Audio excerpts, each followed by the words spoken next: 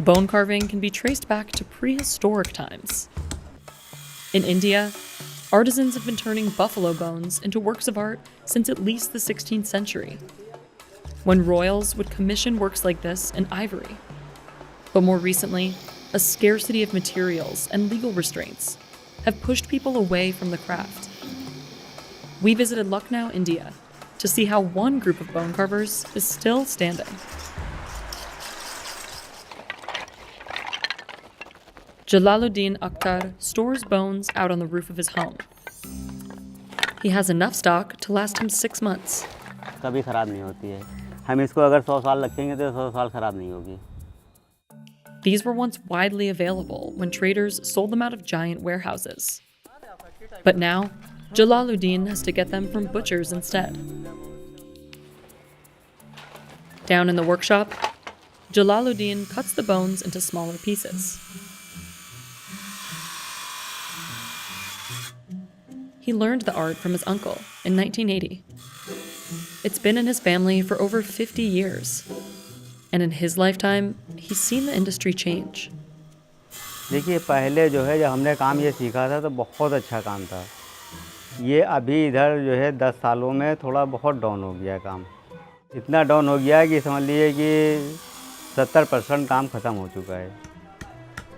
Jalaluddin chops down the bone to make it straight. इसको काटते काटते हाथ में भी लग जाती है, अंगूठा कट जाता है। He sells any excess fragments for 13 cents a pound to factories that grind them up and sell them as fertilizer. Then he shaves down the bone pieces with an electric sander.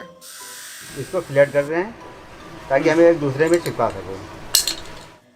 Electricity is expensive and sometimes unreliable in this part of India, so not all bone carvers can afford to run tools like these. The Akhtar family says that's part of the reason many have left the craft. These pieces will later be glued together to form a lampshade. But first, Jalaluddin needs to boil them with baking soda.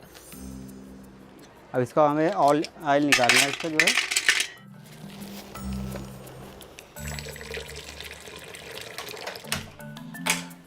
They cook for 3 hours.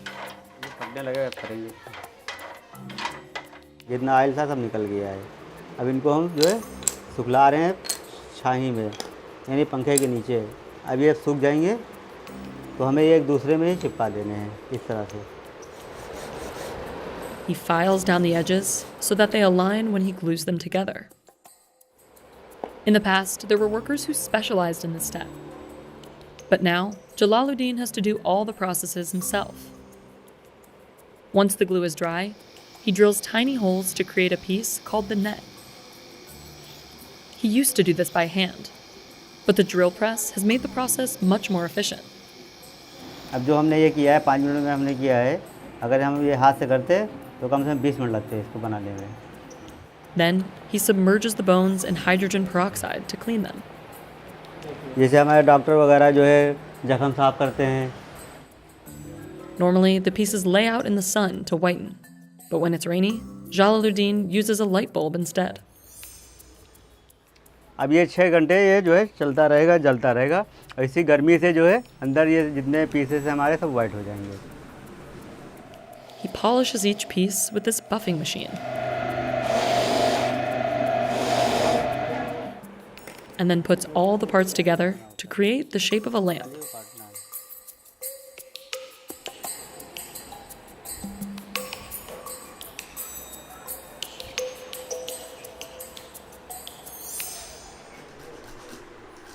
Some designs call for different tools, like this one. The artisans hand make it themselves. तो हम लोग छाते की तीली से बनाते हैं। पहले छाते की तीली लाते हैं, उसको घिसते हैं, फिर उसमें दाने काटते हैं, फिर धार लगाते हैं, फिर एक लकड़ी का वो होता है बेटी, उसमें ठोक करके फिर वो जाके औजार तैयार होता है और उससे जाली बनती है। Akhel is one of Jalaluddin's 3 sons. He's hand carving holes with the help of a wooden anvil. समझ लीजिए बोन कार्विंग काम करने के लिए ये बहुत मेन चीज़ है। ये ना हो तो बोन कार्विंग काम बहुत होना मुश्किल हो जाएगा, बिकॉज इस पे ही सारे हाथ वाले काम होते हैं। जैसे कि The block keeps the piece in place while workers carve. They used to fix the wooden blocks into the ground, but over time, they started using a stone to weigh down the block instead.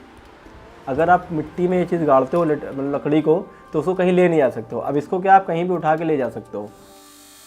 Akel learned the craft at 14 years old and won a state award at 18. But he wasn't always excited about the job. पहले तो हमें लगता था कि बहुत मेहनत है, कि पापा लोग को देखते सुबह 6 बजे से काम करना शुरू कर देते थे, रात से 1 बजे तक काम ही क्या करते थे। Now he sees potential in it. ये इसका कोई एंड नहीं है, आप कुछ भी बना सकते हो। दिमाग चलाते रहें, इम्प्रूवमेंट करते रहें तो कुछ भी बना, तो कोई सीमा ही नहीं है, कुछ भी बनाते रहिए तो और मज़ा आता है करने में। Akel and his father work with just 1 or 2 other artisans who have different expertises. Salahuddin Beg's specialty is engraving. ये सब मैं हाथ से ड्राइंग करता हूँ, कोई मेरे पास खाका नहीं है, कोई मेरे पास फरमा नहीं है। ये सब एक दूसरे से मोशन बना हुआ है, एक दूसरे को देख रहे हैं। Many bone carving designs resemble architecture from the Mughal Empire. 18th century buildings still stand from when the Muslim dynasty ruled India. Back then, royals commissioned artisans to carve ivory to their liking. But when the ivory trade was banned in the 1990s, carving bones from camels or buffaloes became a legal and cheaper alternative. The Akhtar family says their business peaked during the early 2000s with support from the government. Jalaluddin won a national award in 2012. And a couple years later, the government sent him to Brazil to show off his work. तो वहाँ पे जो है बहुत अच्छा है, यानी यहाँ से बहुत अच्छे पैसे वहाँ थे कि जो चीज़ हम यहाँ 20 रुपये में बेचते थे तो वो चीज़ वहाँ 400 रुपये में खरीद रहे थे लोग शौक से। But soon after, the Akhtars said with a new administration, funding shrunk. And business hasn't been the same ever since. फिर उसके बाद में सरकार जब बदली भी धीरे धीरे फिर वो गिरता चला गया। आज वो दौर हो गया है कि अब समझिए 30% काम बचा है। Then in 2017, the government put restrictions on slaughterhouses and forced many of them to shut their doors, cutting off artists' bone supply. कम से कम यहाँ पे 5 से 6 कारखाने थे, अब वो धीरे धीरे करके एक कारखाना बचा है, बाकी सब खत्म हो गए। The raw materials became too expensive for such a small market. Some artisans went abroad for better work, and others didn't pass on the craft within their families. अब धीरे धीरे तो ऐसे ही लगता है कि आगे चल कर के 10-20 साल के बाद क्या होने वाला है ये तो पता नहीं है। Today, the Akhtar family teaches workshops to people in the community. It's part of the government's initiative to save the art. It pays for the students to attend the classes, and for the Akhtars to teach them. Bone carving अगर आज थोड़ा बहुत बची भी है तो इसमें सरकार का बहुत योगदान है। अगर सरकार ने ज़रा भी इंटरेस्ट ना लिया होता तो शायद बोन कार्विंग ख़त्म हो गई होती। And while the pandemic has slowed down classes and regular business, it's also given the Akhtars time to develop new designs, like this lamp. It sells for around 12,000 Indian rupees, or $200. They export most of their products to foreign customers. This is one of their most rare and expensive pieces. It's a perfume holder made from camel bone. They crafted it 30 years ago and just recently sold it for $1,200 to an art collector. और इतना बड़ा profit हो नहीं पाता क्योंकि market भी कम है bone carving की। ये इंडिया में अभी डिमांड कम है और ऑर्डर भी कम रहते हैं, इस वजह से थोड़ा सा दिक्कत आती है, इसीलिए बहुत सारे कारखाने बंद हो गए। Akel is hoping to start selling their work through social media. Future भी ऑनलाइन पे ही सारा, क्योंकि ज़्यादातर मार्केट ऑनलाइन आ चुकी है, तो हम अपने प्रोडक्ट को भी ऑनलाइन अपने लेवल पे धीरे धीरे ला रहे हैं, पर उम्मीद है कि सारे प्लेटफॉर्म पे इंशाल्लाह ज़रूर लाएंगे। And the Akhtars don't plan on stopping anytime soon. काम मैंने इसलिए सीखा बिकॉज ये जो आर्ट थी हमारी ये ख़त्म हो रही थी। कारीगर काम छोड़ चुके हैं, कुछ रिक्शा चला रहे हैं, कुछ क्या कर रहे हैं।